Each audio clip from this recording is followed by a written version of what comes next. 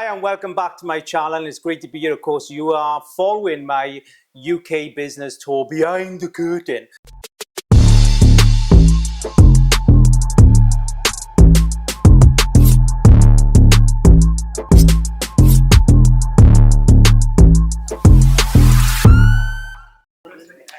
Barnstaple. Let me say that again. Barnstaple, one of the oldest boroughs in England. Apparently 900 AD. That's pretty ancient, eh?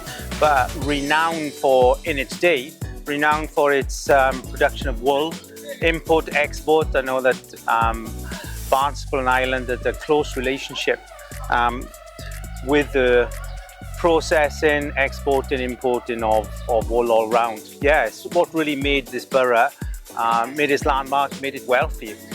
For a period of time there, that's for sure. I managed to line up a beautiful interview with one of the lads from what is one of the biggest, I'm going to say, stocked bike shops I've seen in a long time. This interview is going to be really intense because it really will bring, because you have to be really sharp with your business sense, calculating skills in order to really keep that retail shop, especially in the bike industry, you know, ahead of its game, because they're all being squashed by the mail order guys.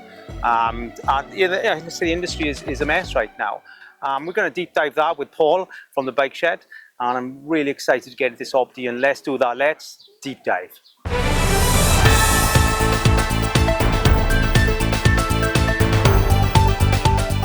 And this week I've been in Barnstaple, as you'll know from the introduction anyway, and you know that 2 days ago I bumped into this bearded man here, Paul Belton, who's one of the top mechanics. I've said it anyway, even though he may think he's not, but I'm saying it, you are, because you're a top man for coming on and volunteered himself to come on and have an interview and really deep dive into one of the categories that is really passionate to me, myself, my heart, and my life, which is of course biking. I mean, I love all the categories, mountain, road, gravel. I mean, I did have my e-bike, but then I sold it, and that was purely out of, I think, an OCD and wanted to keep pedaling. But that was a choice that I regret later on, I'm sure. But here's the thing, why are we here? Because I want to get the, you know, the ideas of those that are on the front line of the industry and that are caught in the middle between, we're going to say, the one-man band bike shop, which are surviving purely from servicing and repairs, to what are the huge mail order cycle companies that are basically trying hard to strangle the industry. And then you've got, of course, Paul, you've got the Bike Shed, which are you guys, which are the medium size, I'm going to say bike store rather than bike shop. That are very few and far between now, because truthfully this is an incredibly well stocked business, and you don't get many bike shops now that cover this kind of stock because of the, first of all, I'm going to say getting there is an immense amount of financial hold, and then maintaining it, you know. I'm going to just talk back a little first, which was before COVID. The bike industry, you know, is run by many types of business people. The enthusiast, someone who loves biking, then open a bike shop. Someone who's great at repairs, then opens a bike shop. And then of course COVID came, and the US used up the majority of the world stock of bikes in the first couple of weeks. And then of course everybody bought bikes because they couldn't do anything else. Now would you say it was inevitable that then, of course, we're going to get a surge of second-hand bikes all over the country for sale? I think, well, personally, I think that was always going to happen. Because people were only using them to pass the time. And now they go on to the things that they used to do. So I think, I personally think that the second-hand market has got flooded. But now all of the bigger players like Trek and Specialized have reduced the new bikes massively. That's now ruined the second-hand market. Oh, I see, And you know, the markup isn't exceptionally brilliant anyway. No. And this is what people, I think, are misunderstanding, is that, 20 years ago, you'd gone and bought a bike for 200 or 300 quid and you'd have seen yourself riding on a Rolls Royce. Now, the average hobbyist bike is between 4,000 to 8,000 perhaps for a good e-bike. Yeah, definitely. It's as much as your top end first second-hand car. Yeah. It's a lot now. It's a lot of investment. It is. We never would have thought that we would needed finance for a bike 20 years ago. No. There's so much change. Yeah, and I think like even the cycle scheme that you can do through your workplace, that was always £1,000. Yeah. But that's gone up to cover the £4,000 or the £8,000 bikes. Yeah. So I think even they've noticed that you can't get much for £1,000. Wow. And then coming back, of course, I want to just drop back into that perception that people have, man, the bike shops must be making a mint, on these expensive bikes. But it's not the case. No. It's just not the case because the markup isn't there. Now, I don't want to go too much into that. What I want to go into is, how much the industry is on a knife edge through the change, through the cost of biking and the cost of purchasing bikes. Where do you see the industry now? And it's a big question. I get that. Yeah. I guess we just got to. Well, I think we're just riding that with the storm at the minute, and hopefully, most of us will get through that, and it'll go back to what it was like, where you're able to get stock to repair bike, because there's still some stuff that you're waiting 3-4 months for, maybe. Wow. So hopefully it calms down. Do you think that, you guys and the one-man band bike shops have kind of been looked after enough? No, definitely not. And I wanted to take my time going in there. Yeah. Because, we hear of different, I'm going to say, part manufacturers, Hope, who I believe are dedicated to looking after the smaller businesses. They don't leave them out. But then, you've got the Shimanos of the earth and of course, all the different range of bikes. And, I've heard that so many times that the people that are selling the kit are the people that haven't been looked after. Yeah, no. Well, I guess the cost of materials has gone up. And so, there's not the margin in it like there used to be. So I get, well, they obviously want to look after us, but it is hard if everything goes up, because... I understand that. Yeah. I understand that, and I don't want to, go on a witch hunt here, and I'm not there. But, when you were in the thick of COVID and nothing was coming through, and, bike shops were closing quickly, and what we realized also is that, everybody was fighting for parts and they weren't there. I believe that it was a kind of free for all. Yeah. And the big boys could order as much as they wanted and getting the containers and leaving nothing for the medium to small business there. No, we did struggle, and but we also cleared a lot of older stock out. So if anything, it did freshen the shop up a bit, clearing out the old. But then we had to then restock again. We did get to a point where we probably got down to 40 bikes left in the shop. And the 40 bikes will look nothing in this footage you have here, because I mean, what is the stock in a sense of, if we had to do a head count of bikes now, what are we averaging? Probably is 350 maybe. 350 bikes. Yeah, I would have said so. Wow, that's without all the clothing and everything else that goes with that. 40 bikes would have looked like it was a ghost bike shop. Yeah, but then we had loads of repairs in as well, so it wasn't completely. I mean, did you? Were there points where you think, man, we're not going to be able to keep going here? I don't think I did think that. We couldn't keep up. Yeah. Oh wow. We closed the shop off, so it was. I wouldn't say an appointment only, but There was no walking around the shop browsing. Yeah. You know, when it was in the Yeah. And do you find now that you know, the industry, you like say, is trying to spring back in one way or another. It's trying to find itself back. I don't think it'll get back to where it was. No. I mean, a lot has changed. Like I say, the quality, the cost, everything with the biking industry has changed for sure. And of course, we have a dozen more categories to what we had 20 years ago. Yeah, yeah. And a bike for each category.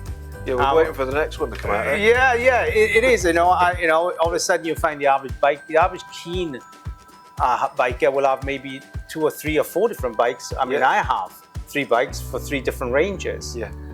Which helps, of course, the industry, but also I think that do you feel that where am I going with this? Just bear with me, because what I'm looking for is, do you feel that the industry is kind of heading in the right direction in the sense of by using multiple disciplines as a way of keeping the industry alive? Do you feel there's truth to it, or do you feel you know, do you need a gravel bike for a gravel bike? Can you just change the wheels? I know it's a No, I get the gravel. I've had a gravel bike, which I no longer have. I'd almost say the gravel bike nearly replaces a road bike, but the gearing is different. So, yeah. I mean, whenever I went out of mine, I wouldn't go out and think it's a flat out ride. You know, I'm going out to enjoy it. Yeah. If I see a bridleway, I'll nip off down that one and I'll get off the road with all those drivers that like to. I hear you. Yeah, Yeah. Absolutely. I hear you. Coming. I mean, looking at the, you know, the bike industry again. Do you feel that it's kind of being controlled? What I mean by this is that, you know, I'm even speaking to the manager of the shop just a couple of days ago, and he said, you know, you've got the big accountants, the bankers, all these kinds of things that are somewhat, you know, keeping hold of the industry. And what I mean by that is that, you know, are we being, you know, is the industry growing, or is it just surviving?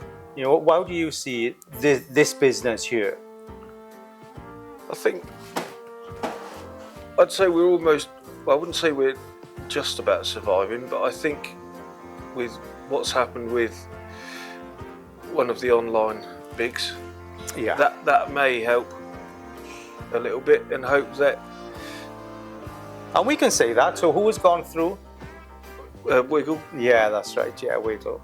And you know, these online monsters are that. That doesn't make it wrong, but they are online monsters. I just don't think it's necessary to be reducing things to the level they do. Yeah. And so early on after it's not long been released. Yeah, I hear you. And then, you know, when we think, and you use the word, you know, we're surviving, we're pushing forward. When you think those words are in the kind of vocabulary of the business, when you are, you know, 300 bike deeps here, when you have, you know, we're probably into the millions of stock in this business here, and it's taking that to keep the business moving, to keep people coming in. Yeah. You know, the range of stock you have here, it's phenomenal, and you think, you know, why? But if you don't, then they'll automatically just look for it online, and it's just surreal that it's got to this point. You know, again, I've seen the ranges of bike shops that have got a ton of second-hand stuff in there, no new bikes, but surviving on just repairs and servicing. Yeah, I think generally when you think about buying a bike, you know, you go and look, and you want to take it the same day. Yeah. I think if we can offer that as a service, you know, I think we will keep going forward. Yeah. And is that something you do here? It's like, you know, buy it and leave with it. Yeah. So, you know, we've got a cafe in the middle of the shop, so. Yeah.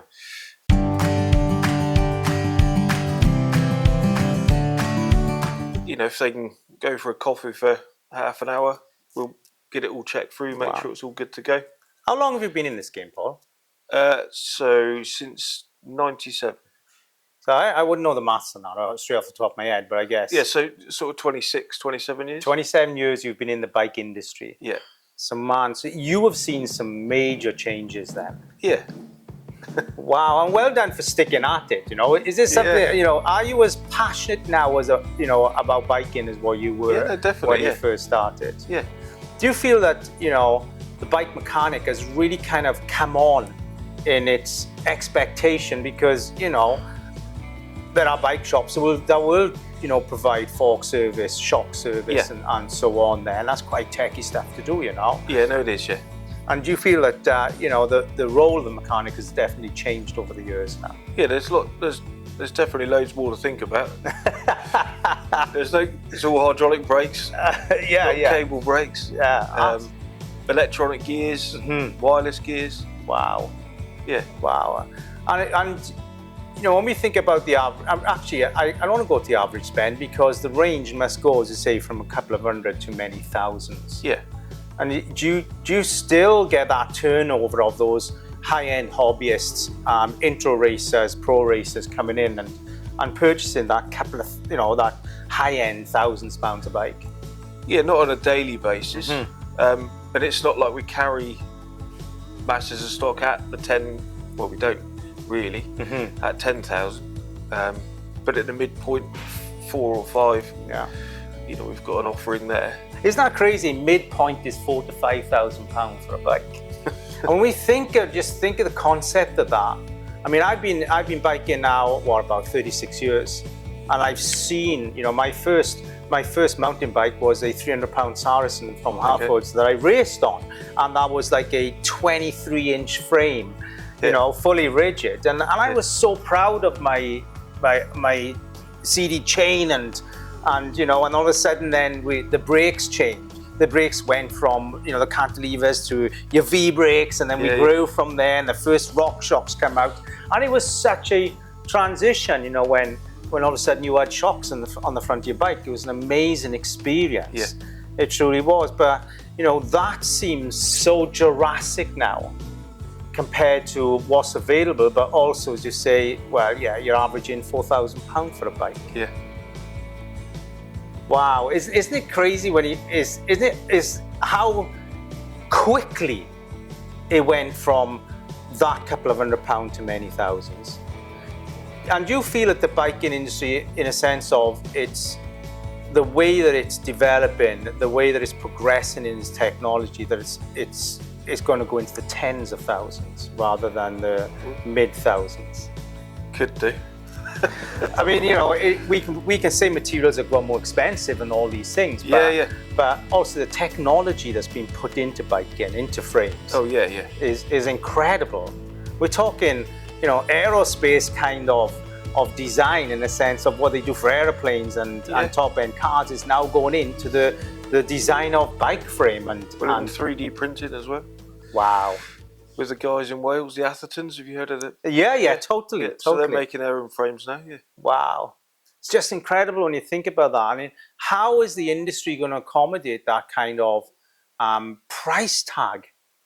We keep growing and moving forward. It's like, it's a hell of a price tag because there's a lot of snobbery within biking. Yeah. Especially in the road part of things.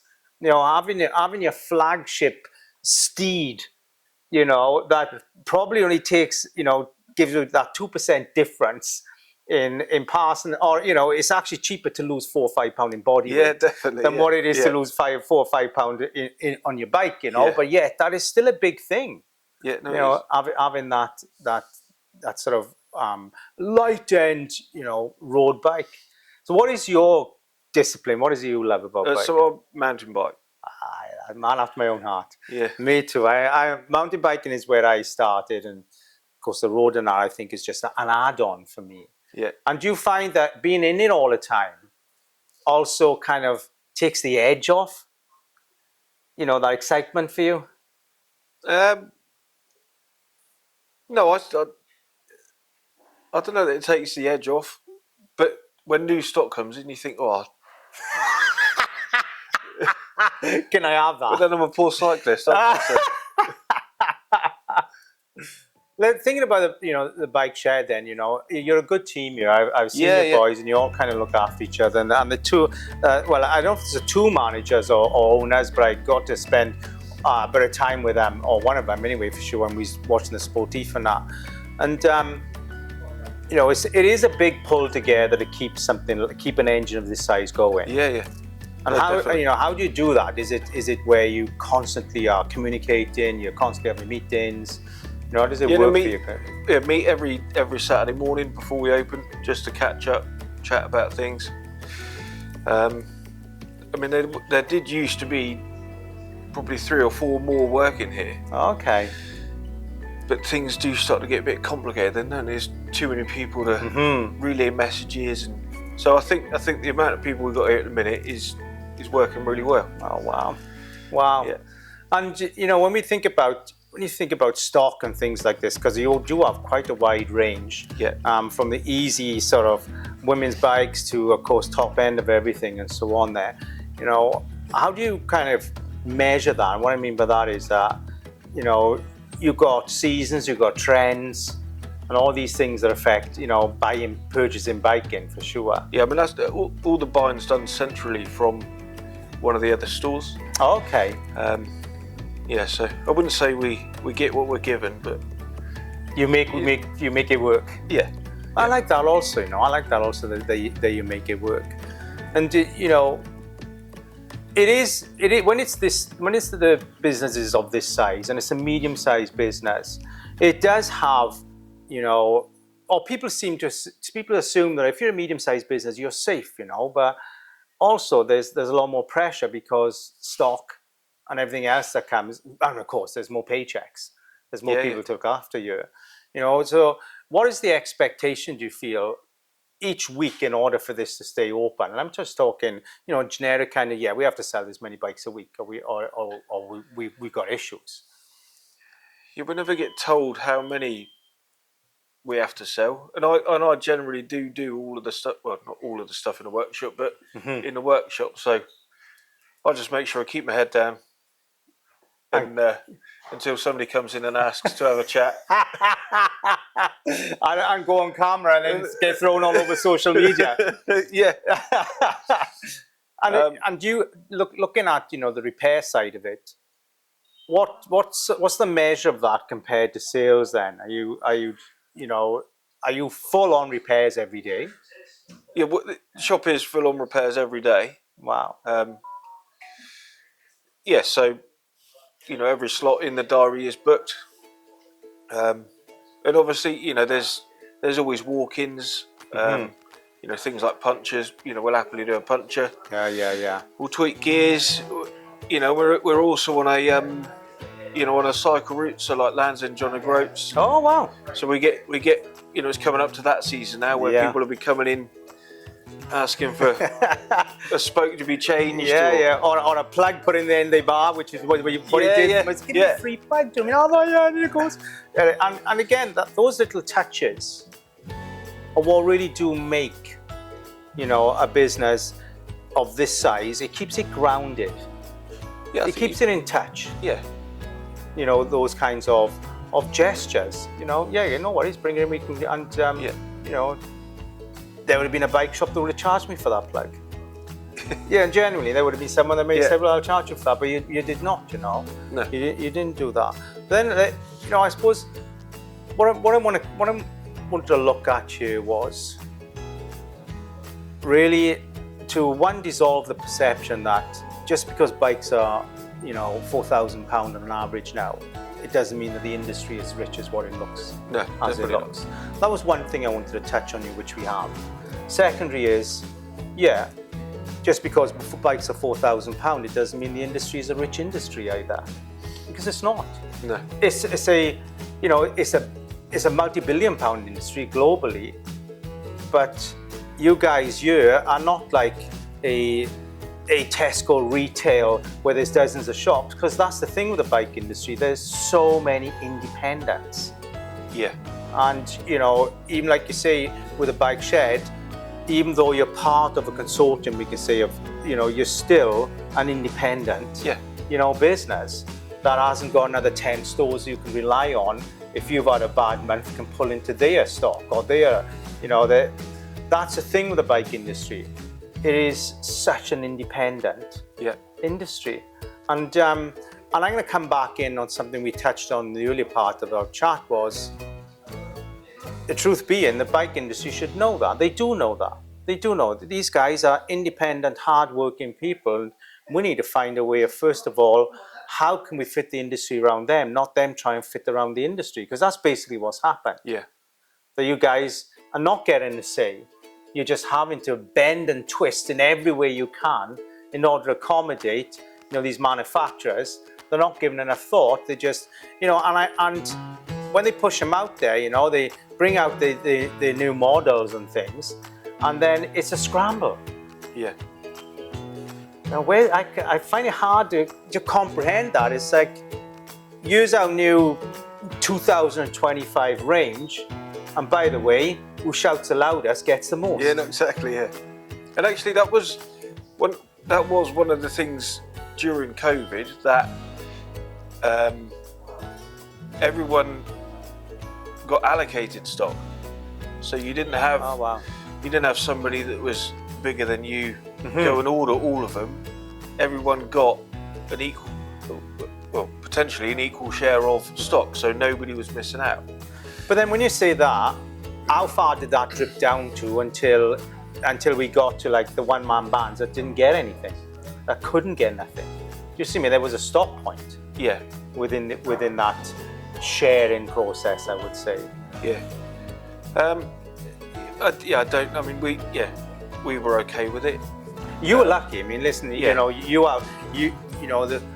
bike shed can shout louder than the one man band, for sure. So I'm unsure. I don't know if I can answer how the. And I wasn't really looking for. I was just there's a recognition there. Is that it would have gone so far, but then also coming back to what you just said, which was what. Yes, it's shared out in COVID, but let's go back to new models come out. Yeah. And it is a kind of a scramble.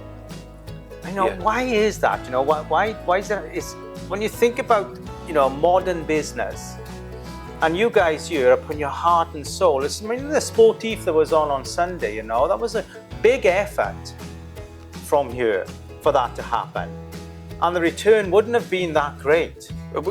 So with that, we don't do it to make money. Wow. All the money that comes in from that obviously pays for, food for the feed stations and things like that, and then anything left over goes to the Forced Cancer Charity. Oh wow! So we don't do it to make money. And we're talking, owners, staff. The cafe was open there, so those people then who are coming in for that day, that's a voluntary thing. Yeah. That's given free time in order to support the business. Yeah, and people at the feed stations, marshals. I mean, again, biking is a community thing, but it's great to see that the community supports the biking industry also. Yeah. Here is what I'd like to say. Yeah. Because here's the thing, and those people who do bike will realize that biking isn't about fitness; it's about mental health. Fitness comes naturally with biking. All my years of biking, and I raced for many years. That was my sanity. My wife always says, Paul, we sell the house before we sell your bike. And that's because it has an emotional purpose in my life also. And it's that for many people. Yeah, no, definitely, yeah. It's like a prescription. Yeah.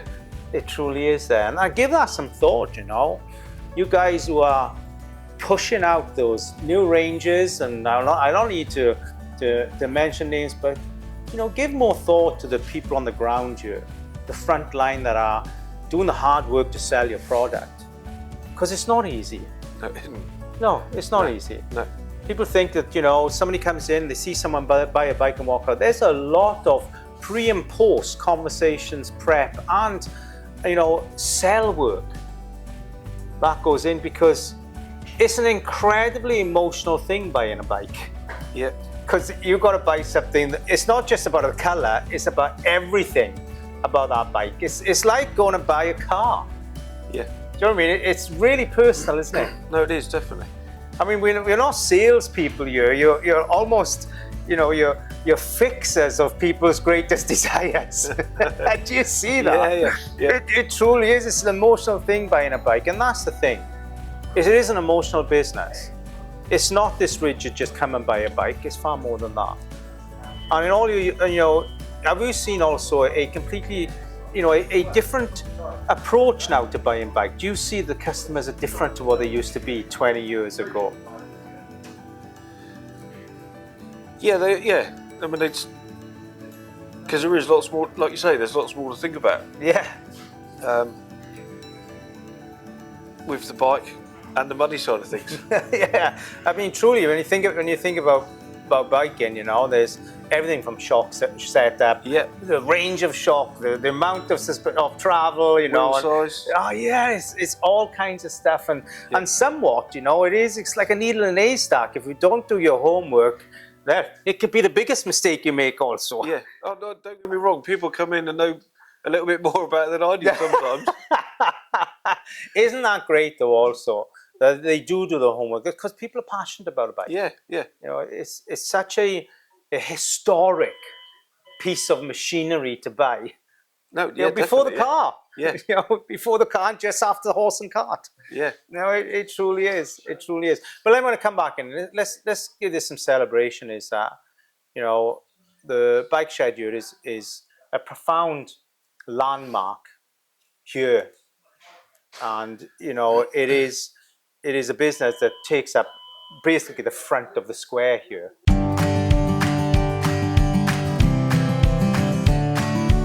Yeah, no, we couldn't have asked for a better location. Oh, it is just. Or the museum would be a great bike shop. Oh, wouldn't it? Eh? Wouldn't it? It truly would. It truly would. Do you see yourself here 10 years from now? Yeah, I think so. Yeah. Well, I mean, people say I'm part of the furniture now. It truly is. Listen, it's been great. It's been this light deep dive, sort of really looking into the soft, the pointy part of the biking industry, and you are a man of few words, but when you do say it, you do mean it, and that's what I loved about it. Truly, you did say, Paul, I don't say a lot. No, you say enough. And it's plenty, and thank you. No, Paul, thank you so much for this. Worries. It's been amazing, and there we are, just touching into the bike industry, you know what I mean? And it is, hopefully we've kind of reshaped people's perception of how hard people work within these bike shops in order to keep them going, and you know, to look after, because the secret to it is keep your customers, and do that by really listening, and that's something that takes a lot of practice here, because there's so much to listen to. Because when you get the undecided customer, you know you've got a couple of hours in front of you. Yeah. Because I've been there. My cockpit of my bike is like a millimeter by millimeter. Trust me, I'm anal there. It's been wonderful, and here I am. The bike shedding in Barnstaple has been absolutely beautiful. And do subscribe to the channel, and also, you know, follow me on this tour, the UK Behind the Curtain tour. I've got my next leg coming up in a couple of days, and I'll see you soon. And Paul, thank you very much, and bye for now.